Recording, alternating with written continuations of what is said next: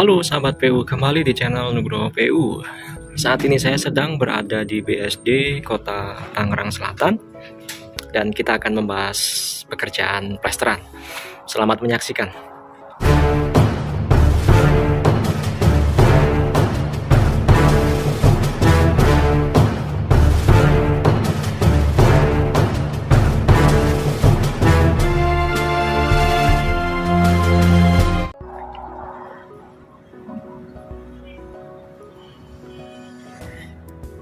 Pada konten sebelumnya saya sudah menjelaskan terkait pekerjaan kepalaan plesterannya atau kelabangan gitu.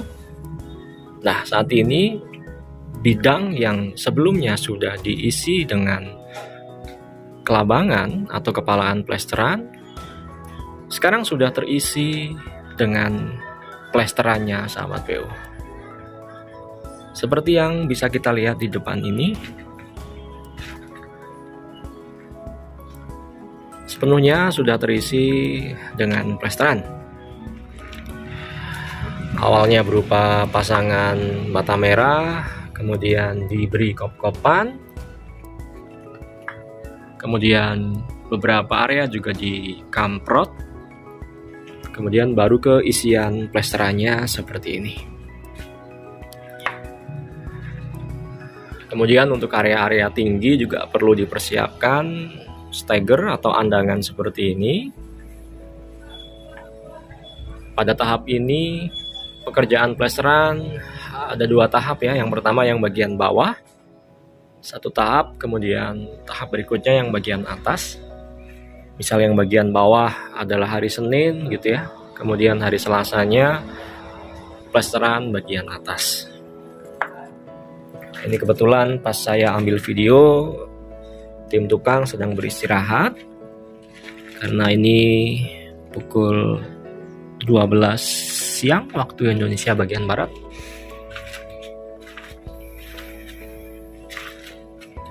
Plesteran yang bagus adalah yang rata ya.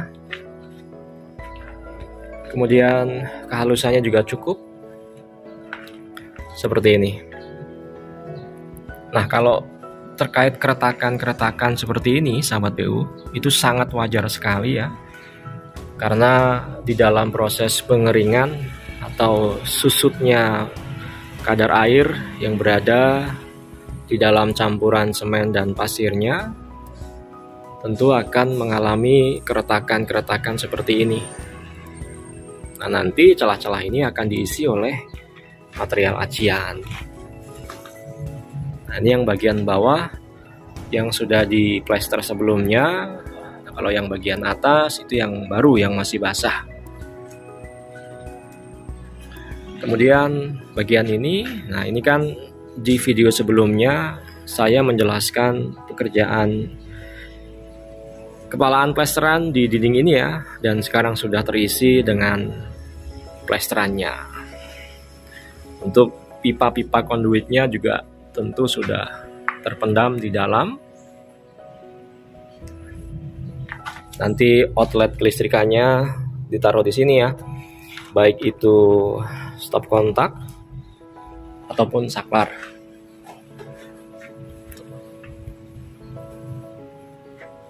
Area sebelah sini juga sudah terisi penuh dengan plesteran sahabat PU. Jangan lupa yang bagian bawah, pertemuan antara dinding dan lantai itu jangan diplester ya, karena nanti ada pekerjaan plin lantai dan juga tali airnya. Daripada bongkar-bongkar plesteran yang sudah kering, lebih baik diberi space seperti ini, jangan diisi terlebih dahulu dengan plesteran. Untuk pipa-pipa konduitnya, di titik-titik peletakan outlet listrikannya dilubangi. Ini juga sudah terisi dengan sempurna. Alat-alat kerjanya bagi para tukang pasti sudah paham. Tentu ada cetok, kemudian ada roskam kayu, bisa pakai roskam plastik juga. Kemudian untuk mengatur kelurusannya, itu sahabat PU bisa mempergunakan jidar aluminium seperti ini. Ya, jadi sudah ada kepalaan di kanan dan kirinya, ya. Kemudian meratakannya dengan mempergunakan jidar aluminium ini. Nah, otomatis plesteran yang dihasilkan rata dan halus. Meratakannya dengan mempergunakan jidar aluminium, menghaluskannya dengan mempergunakan roskam kayu ini. Tentu juga perlu diperciti air ya pada saat menghaluskan dengan roskam. Jangan lupa pada saat menghaluskan dengan roskam, jangan terlalu ditekan supaya tidak ada penggelembungan atau dinding yang bergelembung. Nah, pada area ini sudah selesai diaci bahkan, karena ini adalah pekerjaan plesteran yang sebelumnya sudah kami lakukan. Yang paling awal ya plesterannya di area ini area yang paling susah bagian dalam, karena kita harus pasang steger besi seperti ini dulu baru bisa melakukan pekerjaan plesteran dan juga acian sahabat PU. Aciannya sudah kering, terus nanti kita akan masuk ke tahap cat dasar, kemudian ada repair juga, kemudian baru ke tahap plesteran. Pekerjaan pembuatan andangan seperti ini ya, ini juga ada ilmunya sahabat PU. Berapa lebar andangan, ketinggian andangan, dan materialnya entah pakai bambu, entah pakai steger, itu nanti di lain kesempatan saya akan membahasnya untuk sahabat PU ya. Nah, ini area void pada bagian ujung. Nah, ini juga pekerjaan plesteran masih berlangsung, bahkan masih ada yang terlihat pasangan dinding batanya. Step by step kami lakukan untuk menghasilkan dinding yang baik, yang harus diawali dari pemasangan batanya, kemudian plesterannya hingga ke aciannya sampai ke pekerjaan pengecatannya. Untuk aciannya sahabat PU, kami melakukan pencampuran ya antara bahan semen gresik atau semen hitam biasa, kami campur dengan semen khusus acian. Dalam hal ini saya mempergunakan GU700. Kita campur dengan perbandingan 1:1 ya. Kenapa seperti itu? Karena pengalaman berbicara kepada saya bahwa kalau kita hanya memakai GU700 ini atau memakai skim wall saja, itu dindingnya terlalu lunak sahabat PU.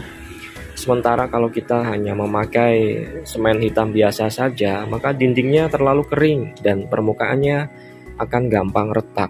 Dari itu, kami mengkombinasikan dua material ini, yaitu semen hitam dan juga skim wall atau semen khusus acian.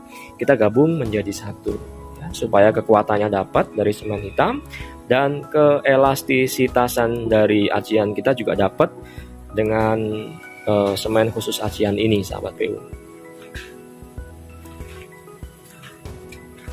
Nah, ini area kamar utama sudah terlihat bersih dan kelegaannya ya kelihatan banget karena open space dan high ceiling. Yang di lubang-lubangan itu ya sahabat PU nih, dan juga ini itu nanti untuk stop kontak yang berada di kanan kiri tempat tidur. Nah, acian di sebelah sini juga sudah selesai. Kemudian di atas itu adalah rangka atap Cremona yang sudah saya bahas pada kesempatan sebelumnya. Nah, ini saya menuju ke ruang walk-in closet atau wardrobe. Juga masih berlangsung pekerjaan plesteran. Jadi langkah awalnya dipasang kop-kopan seperti ini dan dikamprot dulu, kemudian diisi dengan mempergunakan plesteran ya, diratakan dengan jidar, alatnya alat standar seperti cetok dan juga roskam ya. Jangan lupa pada posisi-posisi sambungan antara dinding dan lantai, untuk plinnya itu dikosongin dulu daripada nanti harus bongkar-bongkar pada saat pemasangan plin. Nah, setelah plesteran kita ini kering, maka bisa langsung berlanjut ke pekerjaan acian seperti yang ada di sebelah kiri ini. Nah, ini aciannya ya. Nah, kemudian yang ini adalah ruang kamar mandi, sahabat PU. Ini memang sengaja kami genangi dengan air ya, untuk mengetes kekedapan daripada dak lantai ini. Ini adalah kamar mandi yang berada di dak lantai 2. Ya, kalau sudah kita pastikan tidak ada kebocoran atau rembesan, maka sudah siap. Di bawahnya kita pasang plafon dan di atasnya kita pasang dengan homogeneous tile. Sahabat PU, bagi yang mau bangun rumah atau renovasi, dapat menghubungi nomor WhatsApp yang ada di deskripsi video ini. Kemudian yang belum subscribe, silakan subscribe serta nyalakan lonceng notifikasinya. Saya Nugroho PU dan tim akan berbagi video tentang bangun rumah dan renovasi. Kita ketemu pada bahasan berikutnya.